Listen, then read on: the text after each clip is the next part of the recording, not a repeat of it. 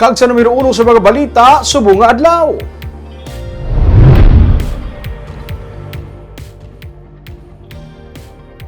Bacolod EOC nagapangabay sa publiko nga likawan ang pag-hoard sa oxygen supply. Idibisan pa nga may nagakaigo nga supply sa oxygen ang syudad. Ma-report si Nico Delfin.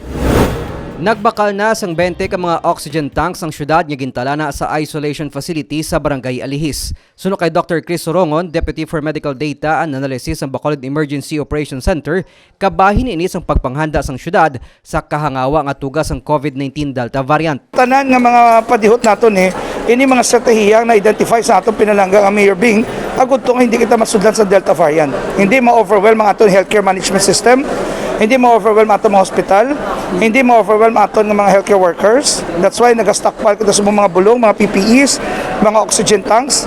As a matter of fact, ang 20 ka bilong oxygen tank nga gin-order sa aton nga syudad, nag-abot naman, no? Subong ni deliver nato sa Midway facility, nato sa Alihis para gusto may standby kita in kaso nga kilala nato sa mga oxygen tanks para sa ato mga pasyente nga nabudlaya ang ginhawa. Siling pa ni Sorongon, may sufisyente nga supply sang oxygen tanks ang syudad, pero nagapangabay sila sa publiko nga kung mahimo, ipaiway ang hoarding o kung ang pagtago sang oxygen tanks. Magluwas abi sang risgo, mas kinahanglanon ini sa mga medical institution kasubong sa mga ospital karon nga may pandemic. Kung wala man lang need kag hindi necessary, ang mga oxygen tank kilala na sa mga ospital. Kilala na sa mga facility nga nagakilanlan sila. Pero kung wala ka man lang kilanlan, hindi ka man kilala mag-stock sila sa balay mo. You know, kung if you have oxygen tank at home, it will pose a risk sang sunog. Especially kung hindi ka kabalo mag-handle, kung hindi ka kabalo maggamit. Ginakabig nga low-risk area ang syudad sa bahin sang kampanya kontra COVID-19.